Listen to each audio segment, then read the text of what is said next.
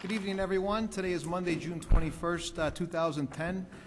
Welcome to our regular council meeting. If you could all stand for the Pledge of Allegiance, please. Thank you. Pledge allegiance to the flag of the United States of America and to the republic for which it stands, one nation, under God, indivisible, with liberty and justice for all. And to make our meeting official tonight, I'd ask Clerk Spencer to call the roll, please. Gudenkampf. Here. Pezza. Here. Shea. Here. Leader. Here. Rose. Here. Graham. Here. Hipskin. Here. York. Here. Nybo. Here. Healy. Here. Morley. Here. Kennedy. Here. Mulliner. Here. Wagner. Here. 14 present, 0 absent. 14 present, 0 absent. We have an official quorum.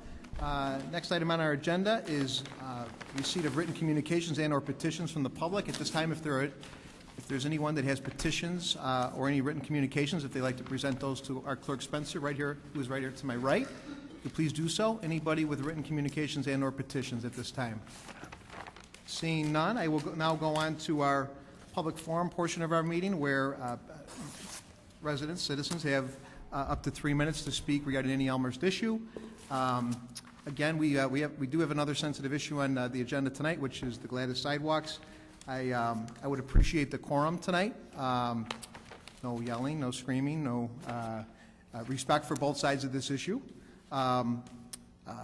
So I would please expect everybody to act in an Elmhurst professional,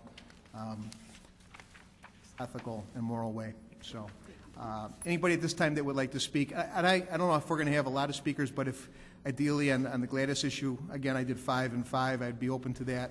But in order to move the meeting along, if we could have 5, no more than 5 on each side, so people can kind of speak about who might want to speak on behalf of the issues. We've had the Gladys issue up 4 or 5 times now, so if we can keep those to those numbers so we can move the meeting along, that would be great. So at this time, would anybody like to speak for the public comment opening part of our meeting here? Gentleman here to my left. Kyle Whitell, 585 Gladys, and isn't it nice to see so many smiling faces again here tonight? No? Would it help if we told you we only had 1 speaker tonight? Here we go. I thought that might do the trick. And we're not here to rehash what's been said over the last year. You know, as everyone, I think, or most people in this room anyway, I think, would like the Gladys drama to come to an end. And while we still believe that the proposal for sidewalks on the entire north side of Gladys, including the narrowing of the street, is the best option for the whole block and for the growth of Elmhurst, we appreciate that you, the aldermen, have designed what you feel to be an appropriate compromise, and that is sidewalks for the eastern half of the north side of Gladys. We are aware that there are grading issues that are unique to Gladys that have complicated sidewalk construction process on the west side of the block, something that the full block proposal actually improves. We also acknowledge that we are in this position in no small part because of a miscalculation in the cost estimate by the city under the very first design, something that the full block proposal also corrects. These issues, among others, nevertheless, have led to the compromise proposal for sidewalks on only the eastern side of Gladys, sidewalks that will continue all the way to West Avenue. This would still allow the Gladys community access to schools, buses, the community center, and parks via a safe pathway. Now, we are saddened that the DeLaw family will be excluded in this revised proposal. While they have fought significant neighborly adversity for the betterment of the community and safety of all, they also recognize that sometimes the bigger picture is more important than the wants of any one individual. And they support this compromise as it would allow many of us this safe passage. And we are willing to accept this compromise proposal for the safety of our families and to improve neighborhood relations. We do feel, however, that policy has been cast aside with the promise of partial sidewalks, a policy that we so diligently followed throughout this journey. However, we feel that new policy was made by your vote 2 weeks ago, and we're going to hold you accountable for it. We've spoken with a majority of you who have stated that you will vote in favor of half-block sidewalks and that Gladys will have these sidewalks still this year, some of you giving us your word. So we view the establishment of a new SSA and the process that follows as a mere formality. As public officials, we are putting our trust in you and expect that you will be true to your word. We do ask, though, that you ask yourselves again if you can make that commitment tonight. And if you feel that you are unable to follow through on the promise of partial sidewalks, we ask that you not terminate the existing SSA and proceed with the full block option that benefits everyone. It is better for property values, it is better for the community, and it is better for safety. A narrower street does not harm anyone on the block. Some residents may not want it, but it does not harm anyone. It is, in fact, safer, and there are a lot of studies supporting this. Sometimes the long-term benefits should outweigh short-term compromises. Maybe this is one of those times. It is your call. Thank you. Thank you, sir. Anyone else for public comment at this time? Gentleman here to my right. It's not about sidewalks. Good evening. My name is Richard John. I'm from 460 Raintree Drive in Glen Ellen. I'm a professor of chemistry at the College of DuPage, and I just want to thank you for the opportunity to speak tonight.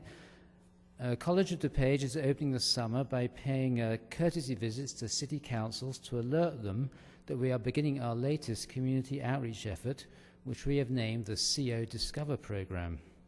We are touring the entire district, reaching out to learn how your constituents think the college is doing and what we can do better. We are also seeking guidance for how best to address our facility needs now and in the future. We have conducted a great deal of community outreach over the past year, including conducting a professional poll, community dinners, focus groups, and strategic planning sessions with area leaders and citizens. How does community input have an impact on COD? For example, if we decide to pursue a no tax rate increase referendum this fall, it will only be because our citizens told us they would support it. As we develop our next campus master plan, we need the community's input and ideas. In fact, our entire strategic long-range planning process is designed from the outside in. This is because our community knows best what it needs, and COD is listening and planning accordingly. If you have driven by the COD campus recently, you may have seen that our current plan has provided for the following: Phase 1 of the Homeland Security Education Center, the Culinary Arts and Hospitality Center, and renovations to the Berg Instructional Center. These current improvements have already been paid for out of a 2002 referendum. However, there are still serious needs that we must attend to. The college has identified about $168 million worth in repairs, maintenance, and updates over the next several years. Hence, as part of our listening tour, we will decide whether to pursue a no tax rate increase referendum this fall or not. Later this summer, we'd like to return to share with you what we have learned. I'm leaving you with some brochures that we'll be providing the citizens to provide us with feedback in turn. If you have a moment later to look them over and would like to provide some feedback, we'd be delighted to receive it. Or you can visit our website at codiscovercod.com. That's complicated. Anyway, thank you very much for your time. If I'd like to drop off these brochures, who should I give them to? Send those to our clerk here, Patty Spencer, to my right here. That'd be great. Thank you, sir. Great accent, too. Anybody else for public comment at this time? Ms. Bastica? Good evening. My name is Terry Pastica. I'm the Executive Director and a Community Lawyer with the Citizen Advocacy Center, 182 North York Road here in Elmhurst. We're a nonprofit, community-based legal organization, and our mission is to build democracy. To build democracy. So our office received multiple calls last week when Darlene Heslop was ejected from the Finance Committee meeting. And, you know, the trend in DuPage County for retaliating against citizens who are expressing a political viewpoint is really irritating me. First, we have Chairman Schillerstrom calling the Navistar citizens paranoid and misinformed. And now we have aldermen ejecting citizens preemptively for anticipating inappropriate behavior. Furthermore, we have the mayor thanking Alderman Hildman, Hipskin, no offense intended, for anticipating this inappropriate behavior. I think we've reached a new low in Elmhurst politics, and one, frankly, in my tenure at the center, I haven't seen. In one swoop, the Elmhurst alderman managed to violate a local ethics ordinance. It's not an ethics ordinance, a local ordinance regarding order and decorum, the Illinois Open Meetings Act, and both federal and state First Amendment law. The Open Meetings Act clearly defines an open meeting is not restricted to those attendees based on a particular belief or viewpoint about what is being discussed. And case law interpreting the First Amendment has clearly protected everything that Ms. Heslop has thus far engaged in. I would like to thank Alderman Molnar for showing common sense in doing the right thing and speaking up, and I'd like to thank Alderman Gutenkopf in York in joining Alderman Molnar to vote to end the meeting and in documenting the unacceptable action of the chair. And on a personal note, thank you, because it saved the Citizen Advocacy Center the time and the effort of suing the city for an Open Meetings Act and First Amendment violation. Point number 2, after the last city council meeting where Darlene made her public comment about a lobbying issue, the mayor requested to have a meeting with her to discuss her conduct as a commissioner, and I have 2 points on this. Number 1, given the animosity that's been shown towards Darlene, our office has advised her not to meet unless she has an advocate of her choosing in that meeting. Number 1. Number 2, Ms. Heslop's public is on the Youth Commission until 2013, and so I sincerely hope that there's no consideration to remove her before the natural end of her term, as I think we could have a First Amendment issue for retaliatory discharge should that happen. I concur, number 4, with Alderman Molnar's concerns regarding the direction that the City Council is going to. You're at 3 minutes. I'll give you another 10 seconds if you'd like to wrap it up. Okay. The routine nature of pointing people out, the reference to uncitizenly behavior is all having a chilling effect. Lastly, Mr. Borchert, I'll be calling your office later this week to set up a time for that ethics training that the mayor invited me to do for the City Council. I think it's long overdue. Thank you. Thank you, Ms. Pastica. Anyone else for public forum at this time? The woman there in the polka dots? Thank you. Patty Hicks, 125 East Crescent Street in Elmhurst. I guess I'm here for 2 reasons. The first one is I am disappointed in the response from the city for 2 issues in my neighborhood. The first is we had some construction work done on the streets to disconnect a water main. This involved shutting down the roads, private vehicles parked in our driveways while they were assessing the area, and tearing up some people's lawns and then repaving the streets. They didn't complete all the work yet, but where I got my information was from the people doing the work. There was no notice put in our mailboxes letting us know, and what was a little creepy was that the private vehicle was parked in my driveway when my daughter got home from school and was home alone, and didn't understand why there was kind of a beat-up white van in the driveway with nobody in the yard. So I would have always had a notice in my mailbox whenever there has been any kind of work done in the past. So I was disappointed that not only did I not get it, but I got my information. I went out and asked the people working on the sewers what they were doing. They're actually very nice. The second issue is I still don't have power.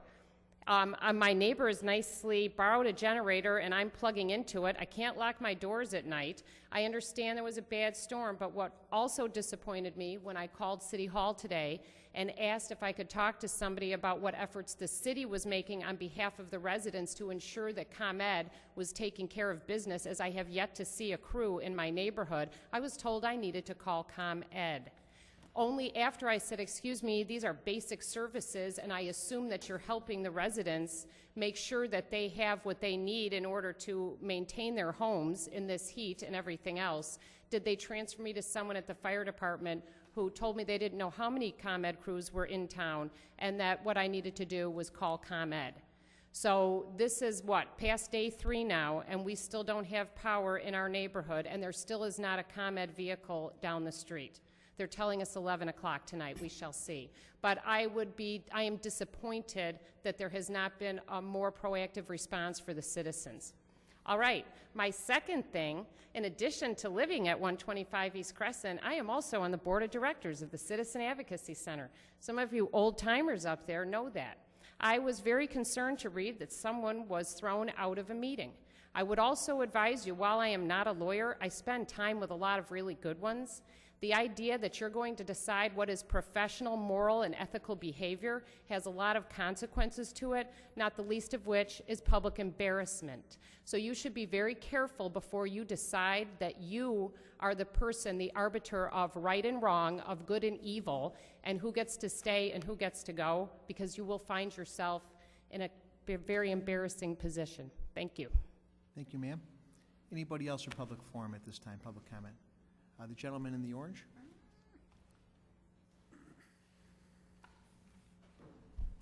Rick Hoffman, 605 West Gladys. Like my neighbor said tonight, really want to first thank the council and the Public Works Committee for all of the work they've done on our sidewalk issue over the last couple years. It's been pretty contentious for both sides.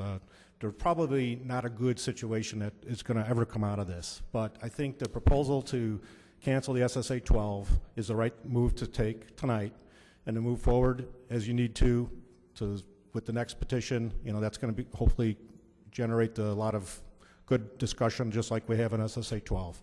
But on behalf of the proponent or the opponents to the sidewalks, again, it sounds like you have a lot of issues to solve. Let's put the sidewalk stuff behind us and move on to the real issues that the City Council needs to work on. Thank you, Mr. Hoffman. Mr. Rebeletti.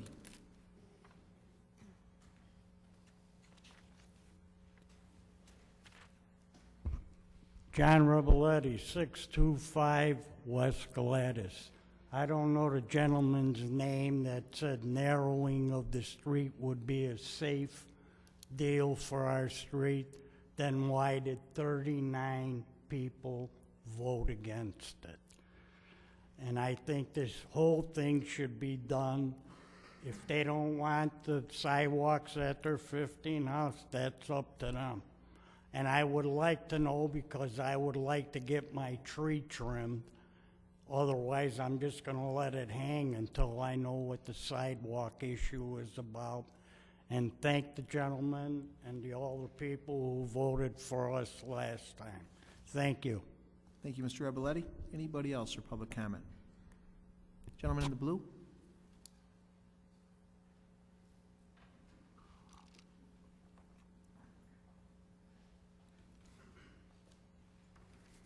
Hi. My name is Greg Zirkus. I live at 311 West Home Park Avenue. This is my first time at a meeting here, and I've lived in the town for 3 years. So electricity service in this town is terrible, right? We got a lot of lines that are above our heads, and what I'd like to see, and Pete, I didn't meet with you when all the mayor change elections were coming about. When I talked to all the others, all I want to see is a 20 or 30-year plan with ComEd. Can't force their hand in 1 year or 5, but get a 20-year plan together, division, section by section, and start burying the lines. That's all I want. Because in 10 years from now, people are going to have maybe electric cars, and if I deal with a 10-hour outage or a 3-day outage, and we've dealt with 3-day outages, right? Cars won't work. Then you can't even go anywhere. Forget about all the other stuff, right? Can't charge your iPhone. You're really in trouble. So I really, really would like to see that we have a plan, just something long range, right? But get ComEd to commit to it, and then you might be able to make that happen. That'd be a good thing. All right, that's all. Thank you, sir. Anyone else for public comment at this time? The woman in the back there with her hand up, Ms. Brenner.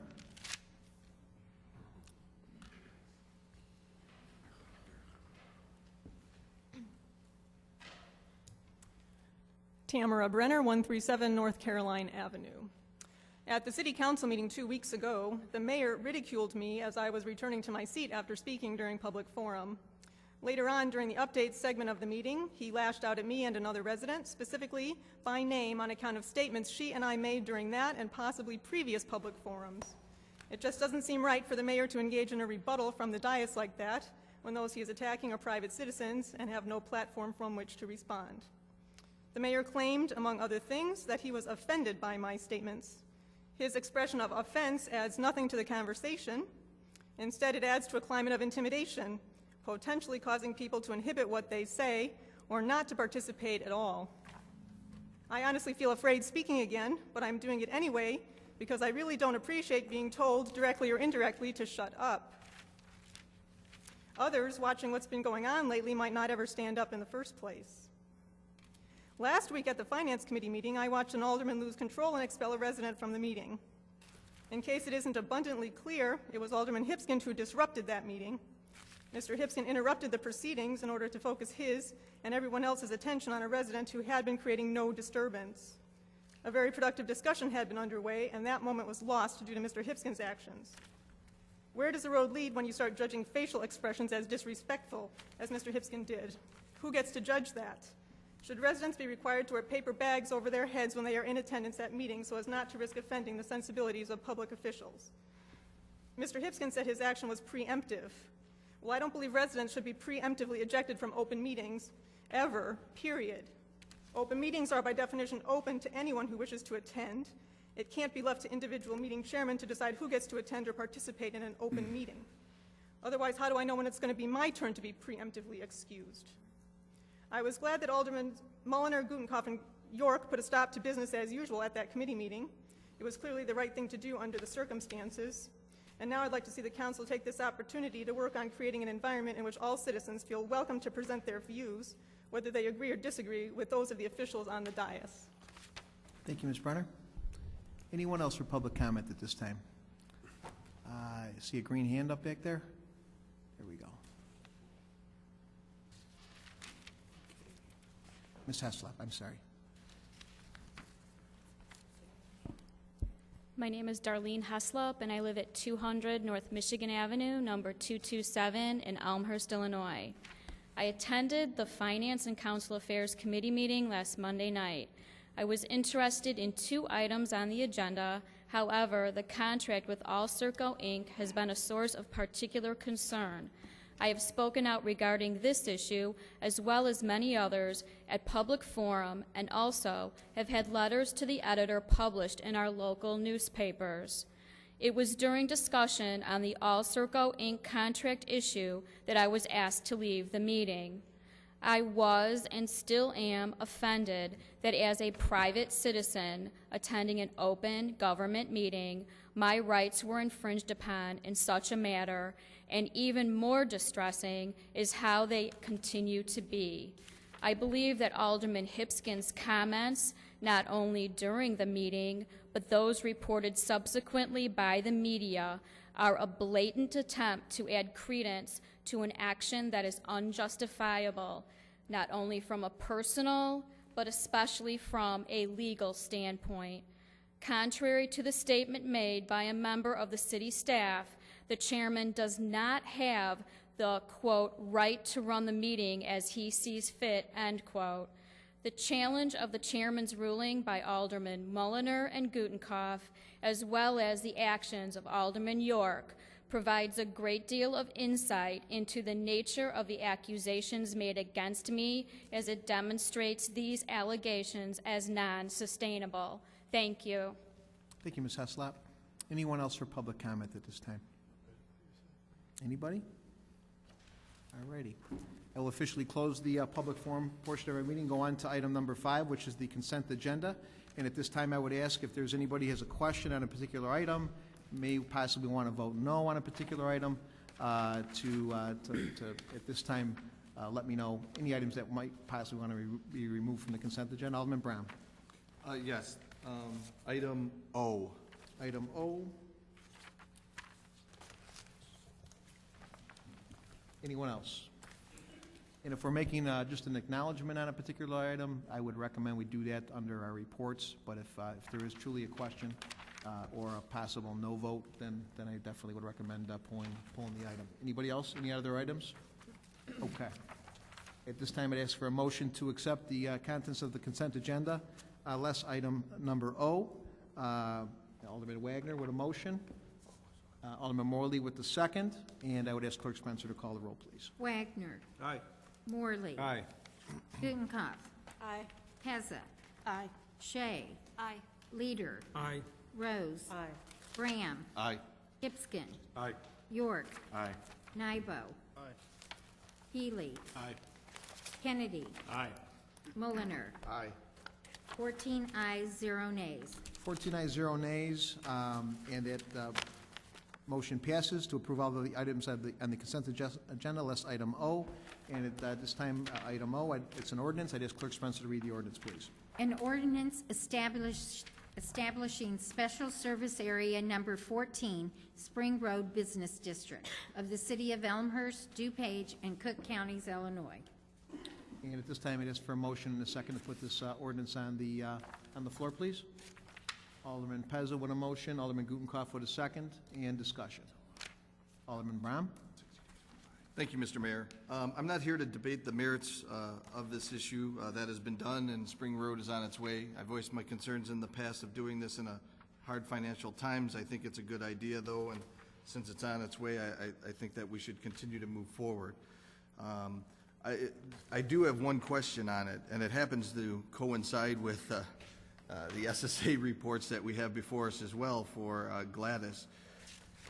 For the Spring Road Business District SSA, otherwise known as Special Service Area Number 14, I noticed a difference when it comes to, and it's on the page that has the heading, the title of Description of Subject Matter, of the percent involved relative to the Gladys SSA.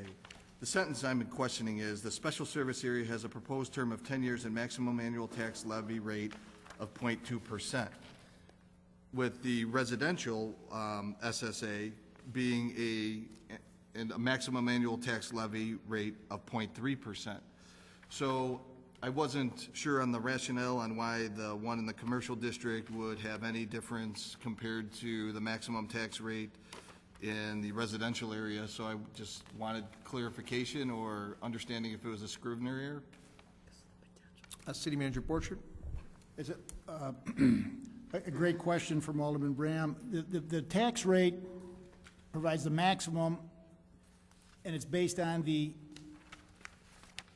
engineer's estimate of cost. And in this case, Spring Road, the project is well along on its construction schedule. So the maximum rate will allow the city to capture from the private side the 50% that's the private side share. Again, this is the final ordinance. The first ordinance was adopted, I think, late last fall. 60 days have gone by. There's been no blocking petition. So this is the final ordinance which implements the SSA, allowing then a tax rate to be calculated that will be precisely a tax rate to collect the city's 50% from the private side over the 10-year period. So the rate is judged to be sufficient to allow that amount to be collected. The residential rate on Gladys, the rate is estimated to be a little bit higher rate.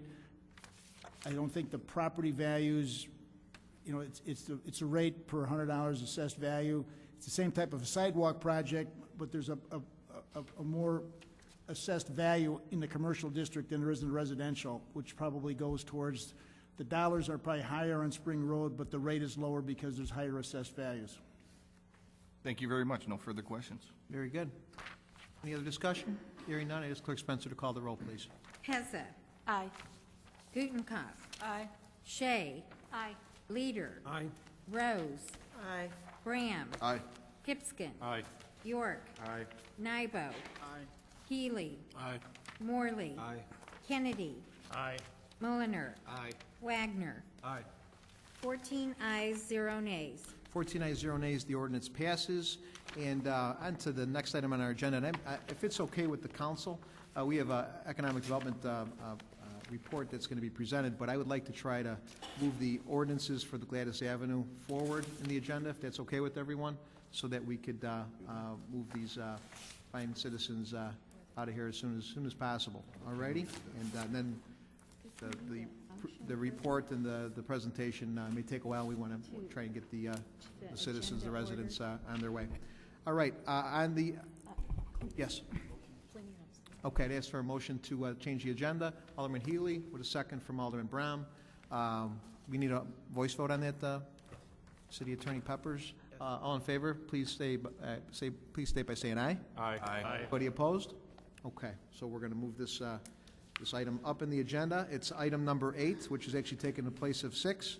It's an ordinance. I'd ask Clerk Spencer on 8A to read the ordinance, please. An ordinance terminating special service area number 12, Gladys Avenue, of the city of Elmhurst, DuPage, and Cook Counties, Illinois.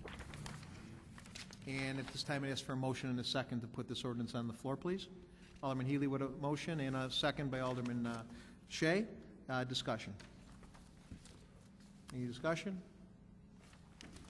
Hearing none, I'd ask Clerk Spencer to call the roll, please. Healy. Aye. Shea. Aye. Gutenkopf. Aye. Pezza. Aye. Leader. Aye. Rose. No. Bram. No. Hipskin. Aye. York. No. Nybo. No. Morley. Aye. Kennedy. Aye. Mulliner. Aye. Wagner. Aye. 10 ayes, 4 nays. 10 ayes, 4 nays, the ordinance passes. On to item 8B, which is another ordinance. I'd ask Clerk Spencer to read the ordinance, please.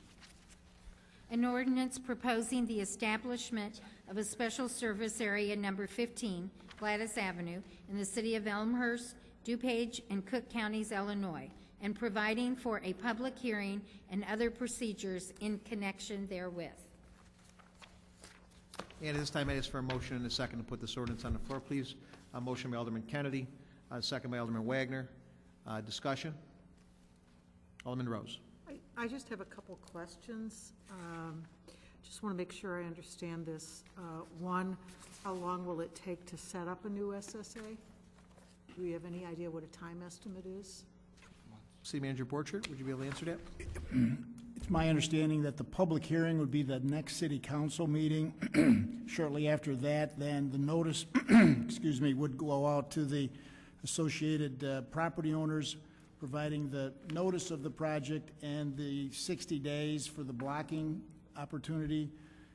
After that 60 days, which would be September, the council could pass the final ordinance, allowing then in late October, November, the project to go forward. Understanding that the majority, strong majority of the neighbors seem to be in favor of this, with the approval of this ordinance tonight, should it be approved, the engineering staff will work with that neighborhood during the 60 days to make sure that planning is complete, and once the ordinance would be then considered, if approved, the second ordinance considered and approved, project could go forward, ideally still in the tail end of this construction season. Follow-up. So Alderman Rose? just to clarify, so that means if indeed this gets voted in, sidewalks could occur there. Yes, and I'm sorry, the public hearing isn't the next council meeting. There wasn't enough time for the public hearing. It's the following meeting, July 19th. Right, and then there's 60 days from that period, right? I have another question, which is, I suppose this question is rhetorical, but I am concerned about setting a precedent for other blocks. Are we going to set a precedent that will allow 2 or 3 folks to join together and say, I want a sidewalk for 2 or 3 dwellings? And a secondary question to that is, what will be the criteria for any future SSAs regarding sidewalks in the future? What are we setting here? City Manager Borchert?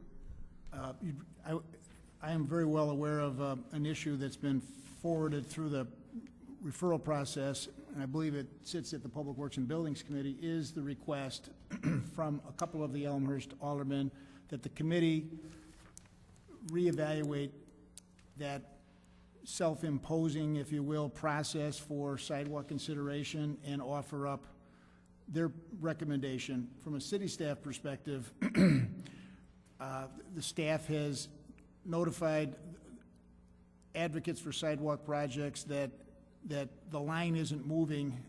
We're holding where we're at until the committee reviews that policy, offers a recommendation, council considers some process. We will then move the line based on whatever that process is. Alderman Rose. And one last point. One, I am very, very opposed to this ordinance because I think it's primarily because I think it's bad policy. However, I am very pro-sidewalk. If these folks want to have a half a sidewalk on their block, I will support them with that. I have talked to some of them. They believe it's the best they can get. I will support this, even though I have to tell you, I think this is really bad policy, but I will support this. Alderman Mulliner. Yeah, Alderman Rose asked a couple of the questions that I was concerned with and also made a very valid statement at the very end, and that's kind of where I'm at. I support sidewalks wholeheartedly, but I do agree. I think this is bad policy. I also, my other piece of this is that I'm concerned that we're starting a process, we're putting this in place, we're going to do this in this one area where we're going to take 15 homes and put them into this, and then we're going to review the policy and decide how we're going to handle things moving forward. And to me, I think we're doing this backwards. I heard the residents loud and clear. Let's stop the other one. Let's look at, and I know there's a group up there that really wants to do sidewalks, but I don't feel comfortable saying we should do this sidewalk the way that it is when we don't have a policy on how we're going to handle sidewalks down the road. I feel like we had a policy. We found out that there were some flaws in that policy. We need to adjust that policy, make it work. And personally, I don't think we should do another sidewalk until we get a policy that we can agree is going to work and we've fixed the problems that we found in the other policy. So that's kind of where I'm at. Anybody else? Alderman Brown. Thank you, Mr. Mayor. I as well have spoken to many of the residents on this. My vote here tonight is actually against this because I honestly believe, as Alderman Rose has already stated, about setting a precedent and also about the policy. And I'm a strong believer in the policy we have in place. Yes, it has flaws. It's been witnessed from the day of creation that it had flaws, and we've fine-tuned it along the way. I have issue, though, of a total disregard, and I say that strongly, a total disregard of the policy in the middle of a vote of this particular SSA. Streets in my neighborhood did not get sidewalks due to the policy. The policy was followed, and they had the majority. So my concerns are setting the precedent. I don't know what will be for us in the future, but how are we going to say that the policy is ever good enough? So if we revise the policy and there's some discrepancies, then are we going to disregard the policy again? We need to take a stand and place a hard vote. That's my belief. It's a tough decision. 50%, 51%, 49%, whatever it is, pretty much 50-50. Some are going to like it, some aren't. And I think that from a policy standpoint, this is bad. From a precedent-setting standpoint, this is bad. And quite honestly, being a novice in the engineering field, civil engineering field, I even think from an engineering perspective that this is bad. If this moves forward, I don't know what the engineering solution would be for the other half of the block if it ever so chooses to pursue sidewalks. So for those reasons, I am still standing with a vote of no against this establishment of the SSA. Alderman Healy. Thank you, Mr. Mayor. And I'm not going to go into the previous arguments. Don't need to open those wounds. But I do want to comment on policy. And I certainly agree that, I think all of us would agree that we would all love things to be black and white. We would all love things to fit neatly within a policy so we can move on. If things fit neatly into every policy, they wouldn't need 14 of us to make those decisions. Every decision, there are shades of gray. And I would suggest that sitting in the audience are the shades of gray. So when I look at this specific example, did we do the right thing? I firmly believe we did. We made as many people happy as we possibly could. The people that don't want sidewalks don't have sidewalks.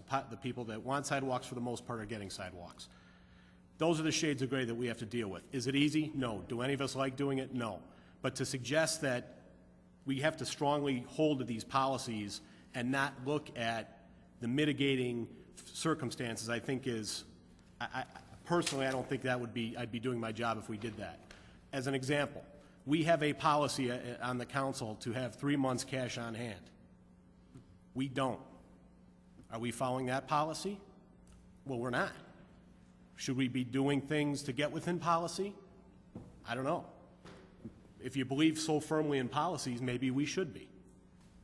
My point is, and I'm not arguing that we should or we shouldn't be doing anything to get back within that policy. I'm simply saying that, yeah, I wish it would be black and white, but it's not always black and white. And in this situation, we did the best we could, I believe. Hopefully this ordinance passes, and as a couple of the residents said, we can move forward and get on with our other business. Thank you. Any other discussion? Alderman Rose. I just have one final comment. I don't think we have to be really clear. We can't promise the residents that they're going to get another SSA. Maybe they will, maybe they won't. That depends on them. But secondly, sidewalks are never going to be easy. It's just never, it is never, ever. I've never seen it be easy. It's never going to be easy, no matter what we set. This is never a pleasant thing. This one tended to be more rough because it went on for a much longer time, but it's just never going to be easy. And personally, if I had my way, I should think if these were different times and we had a different state administration, we could go to the state and say, let's just put sidewalks up in the whole north end of town and set it up and just do it as a huge public works project. You know, there's no tooth fairy either, so that's not going to happen. So I will support this, but I'll just say the next sidewalk issue isn't going to be easier either. So there you have it. Very good. Alderman Pezza. Just one quick question for clarification. It's my understanding that if, you know, Mr. and Mrs. Smith and Mr. and Mrs. Jones live next door to each other, they don't have a sidewalk, but they want a sidewalk, they can pay 100% and have a sidewalk installed. Is that correct? Without anyone's approval? Is that correct? City Manager Borcher, I'll let you answer that question. The sidewalk would be in, if it's in the city right away, the city would need to approve that work. I wouldn't say that it would be rejected. I can't say that it would be approved. It would need to be based on where it's at and what's both sides. If it's connecting to existing sidewalk, probably would be approved. If it's not, maybe it wouldn't be approved. But if people want to pay 100% of a public improvement, the city will certainly look at it, listen to it, and try and find a way for it to be approved. Okay, thanks. Anybody else? And that's the unique thing about our sidewalk program is the city pays 50% and then amortizes the other 50% over 10 years, so it makes it much more affordable to the residents. So this is not being 100% incurred by the residents, it's being 50% over 10 years. So anybody else for discussion? All right, hearing none, I ask Clerk Spencer to call the roll, please. Kennedy. Aye. Wagner. Aye. Gudenkauf. Aye. Pezza. Aye. Shea. Aye. Leader. Aye. Rose. Aye. Bram. Nope. Hipskin. Aye. York. Aye. Nybo. Aye. Healy. Aye. Morley. Aye. Mulliner. No. That's 12 ayes and 2 nays. 12 ayes and 2 nays. The ordinance to approve the starting of the new SSA is approved. That's the SSA number 15. So the Gladys issue is now completed. I will go back to item number 6, which is committee report. Item number A is a report from our Economic Development Commission, Strategic Plan for Economic Development. And I would turn it over to, I believe, Assistant City Manager Kopp. Point of order. Oh, I'm sorry. From the I zoning committee. apologize. Go ahead. Go ahead. Committee. Zoning committee. Therefore, it is the recommendation of the Development, Planning, and Zoning Committee that the City Council endorse the proposed strategic plan for economic development. Respectfully submitted, Development, Planning, and Zoning Committee. Signed by Stephen Morley, Chairman, Susan J. Rose, Vice Chair, and Norman Leader, Alderman, 2nd Ward. And at this time, I ask for a motion and a second to put this report on the floor. Alderman Morley with a motion, Alderman Rose with a second, and I apologize for my, and discussion. Alderman Morley. Thank you, Mr. Mayor. We are going to get to a presentation, but after talking to City Manager Borchert and Mr. Kopp, we thought I should introduce the recommendation, and then we can move on and get a little bit of a presentation from the EEDC. Basically what this is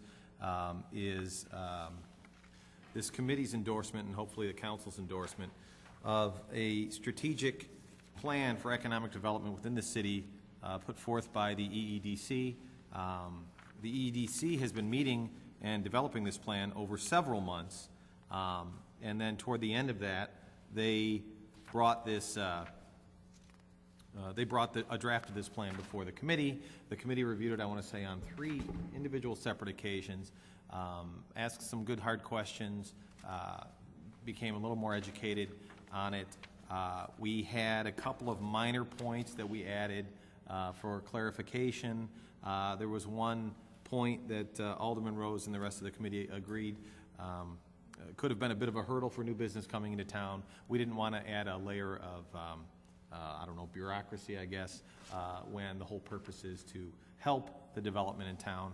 From our own city code, the purpose of the commission shall be the promotion of new and continued economic growth and vitality of the city.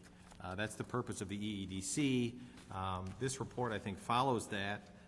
Listed in the report is some of the tactical goals.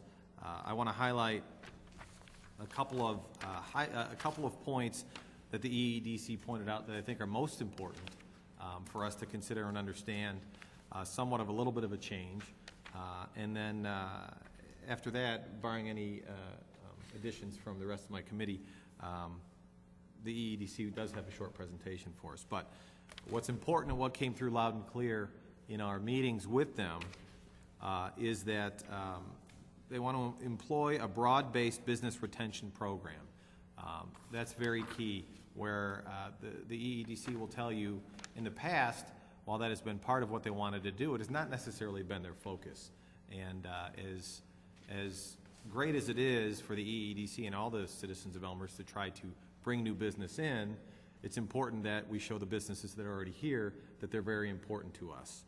So that has become a key point of this EEDC plan. The other part is the comprehensive recruitment. And then the final thing that I think is a highlight, and then there's certainly, I'm not doing it justice, there's a 20-page report here, is that the EEDC really has limited power, but they are recommending, and ultimately it will come to the committee or the council, they are recommending the expansion of the EEDC for the sole purpose to be able to spread the word, so to speak, and work on retention. I think what they've come up with is an absolutely terrific plan in light of the economic hard times that we're facing. This is a commission that certainly is an unpaid commission, and they've gone out of their way to say to the city and to us that we are facing economic hard times, and they're offering to shoulder even more of that burden at no cost. So I think it's a great win-win for all of us. Ultimately, after the presentation, I'm hoping that we'll get full support of this plan. This is the plan, and at this point, I would,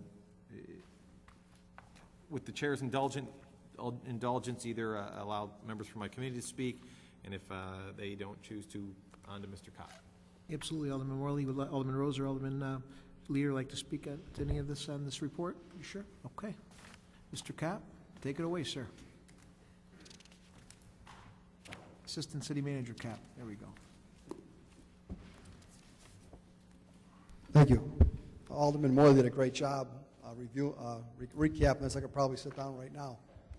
But really, first of all, I'd like to introduce the members of the Economic Development Commission that are here. Betsy Hanisch is the chairman of the committee. We have Diane McGinnis, Don Meyer, Kurt Warnke, Mark Sabatino, and Rich Reichert. And these are really some professionals, some experts in their field. We got members from the business world here. We got the finance world.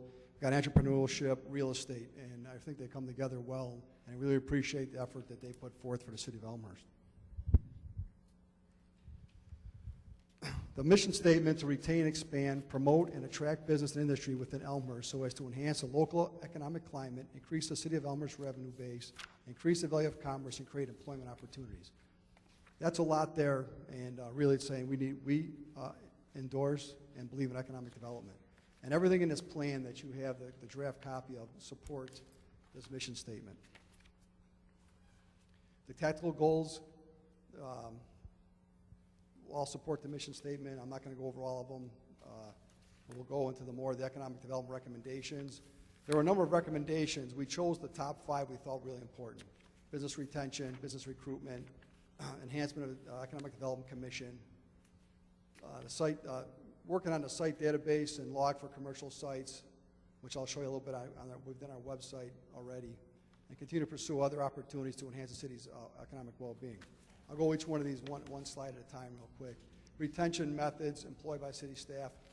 And as Alderman Morley talked, this has been really a great thing so far. I think we have like over 80 visits to date right now, looking at all different aspects of the community. We've done a North Business Park, City Center, York and Villette, York and Butterfield. We've pretty much hit all the different development areas and business areas in the city of Elmhurst. And not just to maintain communications and to show that the businesses, to retain the business, that we really do care about those businesses. And we've got some really good feedback from it. And we're using it also as a recruitment tool. One of the questions we ask is, what business would help your business? If we could put a business right across the street from you, what business would that be? We've got some good information on that, and we'll use that to move forward, trying to recruit some of those businesses. Also, just local issues, some of the signage issues, traffic issues, some of the different issues these businesses are dealing with.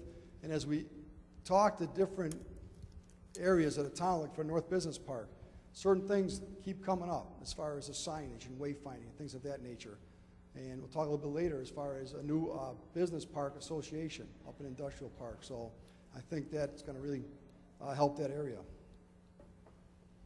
Business recruitment, we hired a retail recruitment consultant to pursue retail leads. We've done it in the past, and we're going to look for do some more of these real estate breakfasts and lunch events. We have one scheduled right now for September 30th, and dealing with our Fines All consultant and other brokers, we decided that September would be a really good time as compared to doing one right now, because the big ICSC, the International Coalition of Shopping Centers, has their big event in October. And so we'll have, hopefully the brokers come out and see what Elmhurst has available before they go to that conference, and we'll have an idea of what we have to help bring businesses here. Again, help enhance partnerships with real estate professionals. I'll show you something on our website real quick here as far as starting an e-newsletter, and as far as available properties we have. They can get them on their smartphone, they can get them on their email, they can sign up to get those alerts. And just another thing we're talking about, we don't have it on our website right now in detail, but what are the benefits of Elmhurst as far as its location, its transportation, its property tax, its sales tax, all those things like that, to get those out there so everybody knows what they are. And I think that's important with our commissioners. We have a lot of a variety of people in different professions that they're like fingers out there, and they all deal with businesses on a regular basis every day. And their belief in Elmhurst helps bring business into town. When they're talking about getting a bank loan, for instance, maybe, hey, have you thought about coming to Elmhurst, and this is the good things Elmhurst has to promote. Enhanced Economic Development Commission, as we talked about, Alderman Morley talked about that, is to increase the diversity and the strength and effectiveness of that. We're looking at right now maybe possibly from 9 to 12 members. That goes back to that same thing. Just having more people out there promoting Elmhurst, and maybe a little more diverse, some different sectors, I think can be really strong and effective for the Economic Development Commission. Also the commission to advise and recommend to city staff and city council is appropriate. Alderman Morley talked about not adding a layer of bureaucracy. We agree with that. The Economic Development Commission is advisory only. Take a look at maybe some of the different sub-areas we have in Elmhurst, business areas, and what can we do to promote those areas. One thing is a member assignments, and then we talked about the retention visits, and that's one thing each member, when they come to the EDC meeting every month, they have to have at least one retention visit done. And they do a review for the rest of the commission, what the outcome of that meeting was. And I think they've gone along very well. We've also have some commission members going on recruitment meetings and retention meetings with staff. And even on recruitment, when city staff goes and talks to someone, that's important. We can promote what the city is. But when other businessmen talks about the city of Elmhurst and the benefits of city of Elmhurst, I think that adds a lot of strength to the city of Elmhurst. Commercial site database and developer response plan, and that's just an up. We've always had like available properties on the website. We're just enhancing that right now, making it better, making it more user-friendly for the brokers and for property owners to list their properties and the brokers to find properties that are available. Implement a development response plan to identify detailed data for commercial properties. And I think what we're important with that is when we know that when someone's looking to do development in Elmhurst, that they're not just looking at Elmhurst. You know, Elmhurst has got great benefits, but they do shop around. So we want to have a plan so we're the best prepared. So when someone comes to the city of Elmhurst and says, I'm looking at 123 Main Street, that we have all the information, any question that developer could possibly ask, we have the answer for it. We look prepared, we are prepared. And that's something that the EDC members have really helped us with. We've come up with a list of questions and asked our brokers, hey, when you're out looking for property, what questions are you asking? What information do you need? And so that's helped us a lot. And we're just trying to put that all into a program right now to make it as most effective as possible. In the pursuit of other opportunities, like we talked about reviewing the sub areas, the different business areas, review criteria for TIFs, and consider sub areas for eligibility for city council consideration or approval. The EDC will look at the different sub areas and what we would recommend for possible effective TIF consideration, bring it to the city council. Review the current retail grant to facade programs to ensure they're as effective as possible. Retail grant, that was put in about 16 years ago, and the criteria really doesn't address what the needs are today. So the committee's working on that, and that'll be brought to the DPZ committee when we have the final draft. Pursue Elmhurst shopping promotional efforts with Business Alliance and local business associations. I know we're working with the Business Alliance right now for a possible Shop by Elmhurst campaign, and that'll be coming forward to the committee and council probably middle of July, somewhere in that area right there. So we're looking forward to doing that. So those basically are our 5 recommendations. I would ask the chairman, Betsy Hansch, would come up and just say a few words about maybe a retention visit she was on and her thoughts of the plan. Our row of seats was a little short. We have one more commissioner here, Bill Huber from McMaster Carr, and he's our newest commissioner on the board. So glad that you all are here this evening. I've been active on the city's Economic Development Board since 1994. I've served in both roles of vice chair and chairman since 2001. I'm excited to be here to endorse the strategic plan and our direction for the future. I also speak for our commission board in supporting the plan as presented by Assistant City Manager Mike Kopp. Over the years, I've been involved with many of the retention visits to local businesses. The experience has been a good one. Business owners are pleased to make a connection with someone from the city and to hear that their investment in this community is appreciated. A few visits have been very helpful to owners over the years who have had questions regarding city codes for signage, power and lot line situations, trucking permits, and other city services that are available to their business. The Economic Development Commission understands the importance of retention in keeping healthy, thriving businesses in our community. They provide not only sales and property tax income, the local businesses also bring employees to our city to shop in our stores, purchase gas for their cars, eat lunch and dinner in our restaurants, and support our local economy. Thank you.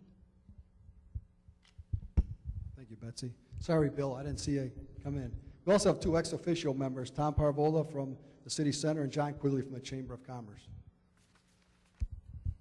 Real quick here, let me just show you a couple things that on the city website, one thing that was added right from on the first page, open a business. You can click on that, it tells you about the retail grant, available properties, business grant, facade program, all the different incentives that we have for businesses. If you open up that page, it's a quick, Elmhurst invites you to open a business, ideal for your business, your family, and your life. It really highlights some of the main highlights of Elmhurst, talks about its close proximity to the airport, and some of the other benefits, and talks about a few of the different sub-areas. And you can click on any of those, and it'll take you to those website, for the Elmhurst College website, Francis. Click on the hyperlink, and it'll take you right to that. We also have the available properties, which was changed. And this was all the help of Fines All Marketing helped us develop all this the way it is. But if you go right on the site, it'll list It'll list the available properties by map, and you can go to each of those different sub-areas if you want. You can click on any one of them. It'll tell you its location, its square footage, the contact person, or you can look at it on the side over here, and it'll tell you the exact same information you clicked on that. You can go out to the site and look at it as in a PDF format, and it's all listed by sub-area also. You got the downtown area, you got North Elmhurst, you got South Elmhurst, or you can click just on that right there, and it'll take you to a map for that business, and which is something that we never had on the map before. And you could also take this, and if you're a broker, a property owner, just go on to information for brokers and property owners.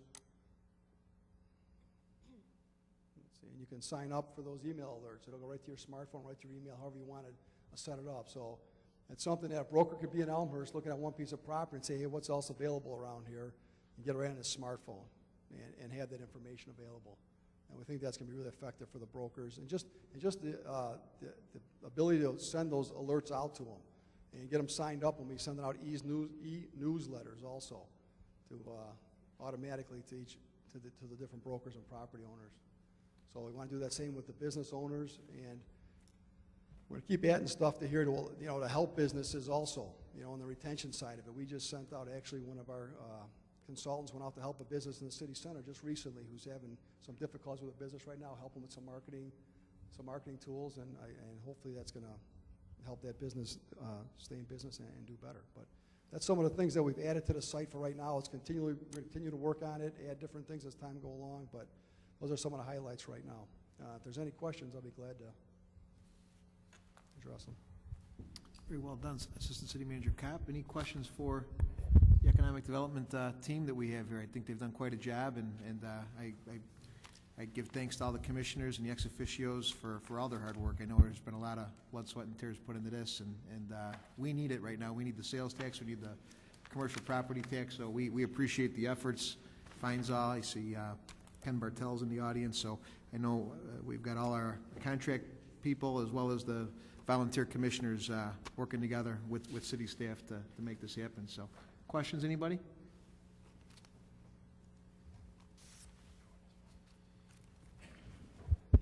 All right. Well done, everybody. I would ask for a motion then to accept. We already have a motion. We have a motion. We already have a motion and a second? Sorry. And second.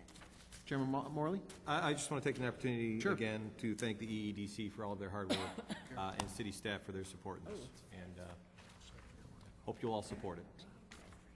Very good. Any other discussion? Hearing none, I'd ask, actually, this is a report. It's on its own, so we'll have Clerk Spencer call the roll, please. Okay.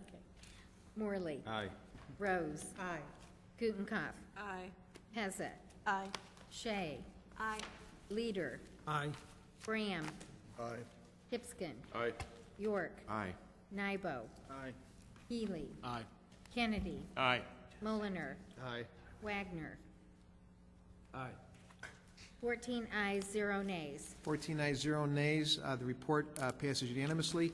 And I would like to add as well that the Shop Elmhurst plan has started the minute I was elected mayor here in Elmhurst. So, and I see Mr. Quigley nodding his head with a smile on his face. So we all know what that means. And not only Shop Elmhurst, but buy Elmhurst. And so we appreciate all those people buying cars, buying appliances, buying furniture, buying their clothes. I just had dinner with my wife and kids at Buffalo Wings and added to some of the sales tax for the community. So we need to shop our community and support our community, and that offsets our residential property taxes and makes it all happen. So with that, on to item number 7, reports and recommendations of appointed elected officials.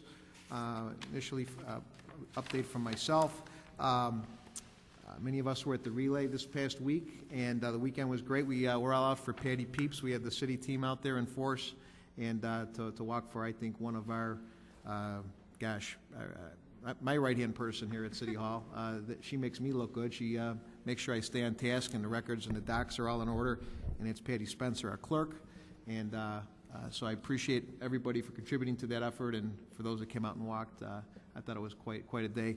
Alderman Nybo was out with his team of walkers as well too, and we appreciate that. And I thought it was a very good showing of support from our community for a great cause, and it's the hopefully find a cure for cancer, which I think has probably hit everybody here at the dais and probably everybody out there watching this this council meeting. So next item I wanted to mention was the group effort that we're going to be putting forth for the 4th of July. We did this last year, and I wanted to really, we've got it in the newsletter. I'm really trying to promote it.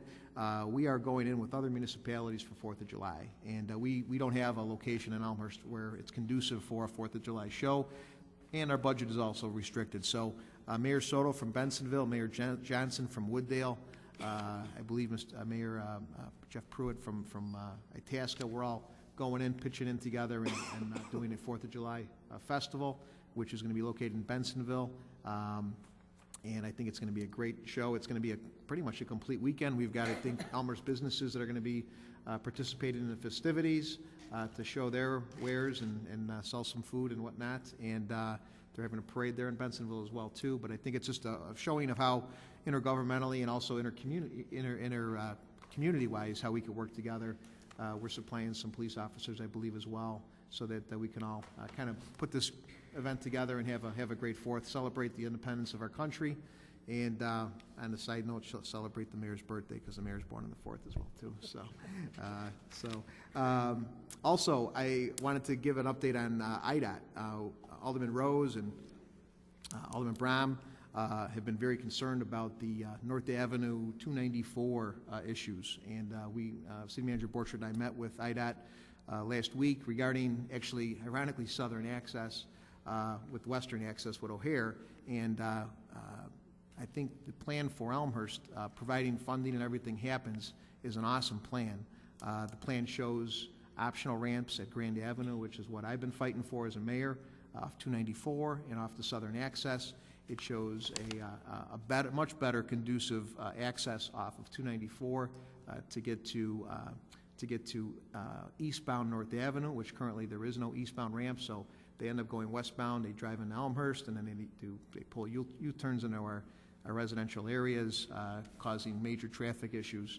All of these issues put Elmhurst in a very good light. So now it's going to be about a $3.5 billion feat, which we need to go to Washington for and work the Tollway Authority for to get these things done. But we've got, I think, the engineering in place. We're just about shovel ready, and I think the need to be able to have somebody that can bring home some money from Washington as well as locally here at the state level is huge. So we'll be courting our local legislators, our Congress people.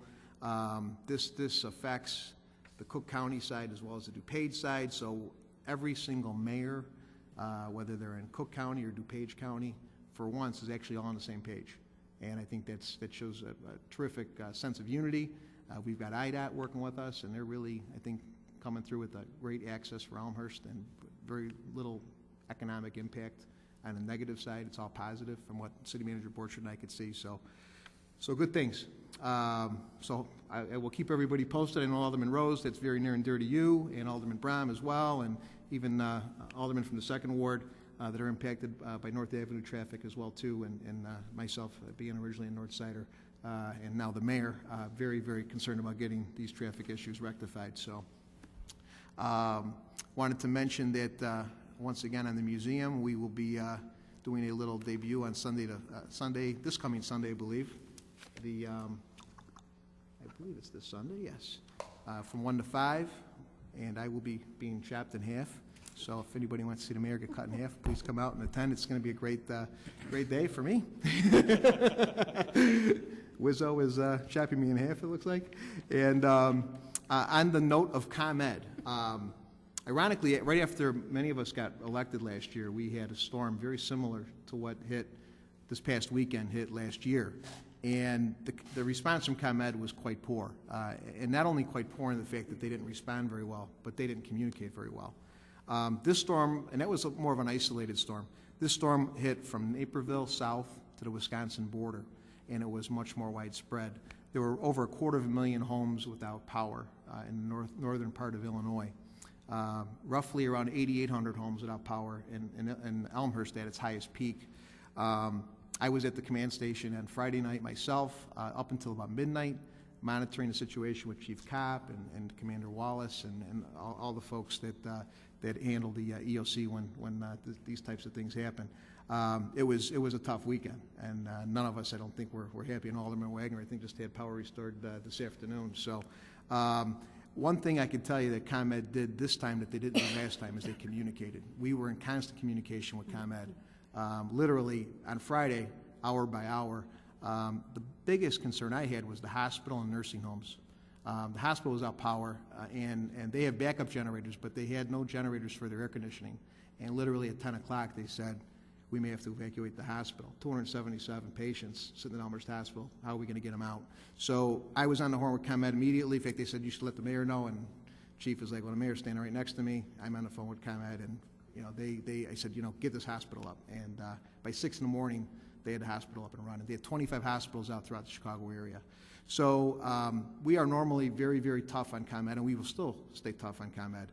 I think a lot of our infrastructure in Elmhurst is old, needs to be updated, and this mayor, this council, I don't think has been more united in staying on them and pressing them. I think we met with them a couple weeks actually before this past storm, and we, Alderman Wagner, myself, Alderman Healy, many of us, Alderman Mulliner was there, and we're pressing them for accountability, for communication, for infrastructure upgrades, and we will continue to do that. We've met with them probably 6 times, I would say, throughout this year. So communication was much better. And given the largeness of this storm, they were spread very thin. They did bring in, in other words, if there's a storm in Elmhurst and there's not one in, say, Naperville, they will take Naperville people, bring them to Elmhurst. In this case, they were tied up from Naperville to the Wisconsin border. So, I'm not defending ComEd, but we are on them. We are watching them like hawks. We're trying to get as much service out as possible. They communicated excellently. They gave us reports on Saturday that we were, I think, down to 6,000 homes without power. Saturday night, we were down to 5. Sunday morning, I was sending texts out. I think we were down to 1,200. And this morning, we were down to 500. So we saw positive improvement. Was it fast enough? It'll never be fast enough. When your power's out and we've got people, seniors on dialysis, and they're taking care of their loved ones, it's never fast enough. Let's face it. So, but I think we're all trying to do the best we can to communicate. ComEd, with an act of God like this, I think did the best they could to get this going. So, again, is it ever the best? No, but that's unfortunately part of life and weather and ComEd and having a town with 1 million trees and over 100 were down. So our public works, fire guys, police guys, we had, I think, probably a couple dozen wires down, over 100 trees, and they were all out in force. We opened up overtime checkbook this weekend to make that happen. However, once those streets are cleared, we will be going to straight time to make sure that the brush that's in the parkway will probably take about a week or so to clear. So we are going back to straight time to make that happen because of budget. So, but we did what we could, basically called in the overtime for the weekend to make sure everybody was as happy as possible. So, and that's it from me. Anybody else from elected officials? Reports, recommendations? Alderman Brown. Mr. Mayor, I'm going to just say a couple sentences, but I agree. I think my power in my block, more than my block, my street was out for all but the last, few hours before this meeting this evening. So I do understand the need and the want of having your power restored as quick as possible. But the communication, as the mayor said, was awesome. Not only with that, though, I think that the crews that were working overtime, and I do know that they're compensated, but they're out there in the hot sun, potential threat of rain, it seemed like, all weekend, as well as having residents come up to them every other minute asking when their power will be restored or can you take a look at this down the street, et cetera. And they were very courteous to everyone. I've actually received some compliments from the residents about the ComEd employees. So I also, as well, have had some issues with ComEd services in the past, but I do want to give credit where credit is due, and they did as good of a job as possible with the few resources that they had and spread out in such a large area. Thank you, Alderman. Anybody else? City Manager Borchert. As you have both reported, police, fire, and public works had a very, very busy Friday night, Saturday, and Sunday. Monday, still into all of those cleanup operations.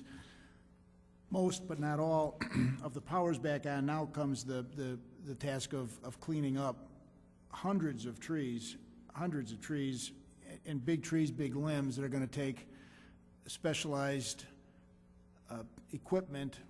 Elmhurst has tried to rent more of that equipment, has not been able to do that. Elmhurst has one of those specific heavy log loading apparatus. That unit, we anticipate, will probably have about 200 hours of effort with support trucks and support crews to get through the entire community. So it'll be 4 to 5 weeks, unfortunately, before all of the parkways, all of these big logs are pulled off the city parkways. The north end of town got hit particularly hard this project, this storm, and it takes a lot of labor and the specific equipment to pick up. But for the community, if you've got any storm-damaged brush, drag it to the parkway. Light brush will be picked up by smaller units, possibly even garbage packer units, if it can be loaded easily that way to get through the cleanup quicker. These big tree logs and complicated piles really take this particular loading equipment to clean up. We anticipate that unit will have probably 4 to 5 weeks of cleanup effort. So drag everything to the street. The city will be on the city expense doing the labor pickup and paying for the disposal. Very good. Anybody else? Okay. Yeah, the second and usually it's the south side that has the power issues. This time the second and third ward totally got nailed, and so I feel for those folks. There was a lady up on Walnut with mom that she was taking care of that was on dialysis, and she was out till this morning. Actually, the dialysis center on North Avenue, where my father used to go, was without power, so she didn't even know where to go for dialysis. She ended up going to, I think, Naperville. So this was a really tough storm. We have a lot of seniors in our community. We care about them. We want to see them, have the best, and air conditioning is important for those folks, and access to power. So I appreciate all the neighbors for stepping up too. I saw a lot of extension cords running across streets and parkways and driveways, and that's what it's all about when things like this happen, is people helping each other out. So we do appreciate that. So many of us that had generators were throwing a line to our neighbors and making the best of a tough situation. So well, very good. Anybody else for reports, elected officials? Okay. I will go on to, at this time, other business. Item number 9, and the other business that anybody would like to discuss. Alderman Pezza. Just a quick thank you to the Historical Museum staff and Heritage Foundation. I hope everyone had a chance to review the excellent, it was a very informative and thorough report included in our packet on June 4th. The staff and foundation are working hard, doing and planning wonderful things for the community. And I just want to say thank you for the information, and I know they'll continue the great work. Very good. Thank you, Alderman Pezza. Anybody else for other business? Any other announcements by chance? Item number 10. Clerk Spencer, I see a hand up. Yes. I'm proud to announce that the City Relay for Life team, Patty's Peeps, raised approximately $5,000 for the American Cancer Society. Thank you to the City Council and City staff who raised money for cancer research in my honor, and their continued support for my fight against cancer. Thank you.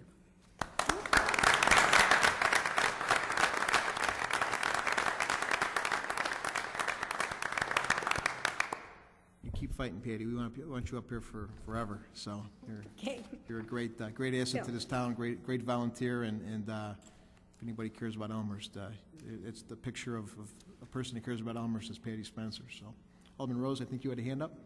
Thank you. I just have an announcement for some of you who may have known him. The late Frank Vanek, in addition to being a member of the library board, was a well-known jazz aficionado / expert. In fact, Mr. Dyer can correct me, but I believe he had donated over 600 jazz CDs to the Elmhurst Library before he died. However, Frank was a very precise man, and he kept a list of all of the jazz CDs that he had given and that he wanted to give. Unfortunately, he passed away before he was able to complete that list. Jan Vanek, former Alderman Jan Vanek, Carol Snyder, Tanya Pastorell, and myself had a great time several weeks ago, went down to the Jazz Showcase and completed the list for Frank Vanek. And last Tuesday at the library board, we presented that group of CDs to the library, who graciously accepted that and have agreed to rename the collection, their jazz collection, the Frank Vanek Jazz Collection, and they will be putting a plaque up at the library.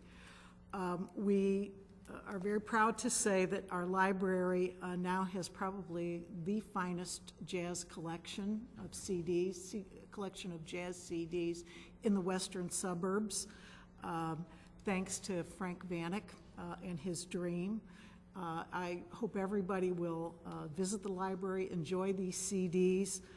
Think of this very dedicated man who had a vision, and it was not just a vision, but he had the passion and he had discipline to make that vision a reality and give this gift to the city of Elmhurst. And I think it's a very exciting thing, that a way to remember a very dedicated man in this community who did wonderful things even though he was a Sox fan. Hope you visit and enjoy it. We'll forgive him for the Sox fan, but I don't know. I'm having a little trouble with that, but I guess I have to. I echo Alderman Rose. Anybody else for announcements before we ask for a motion to adjourn? All righty. Hearing none, I ask for a motion to adjourn. Alderman York with a motion. Alderman Gutenkopf seconds. All in favor? Aye. Anybody opposed? We're adjourned.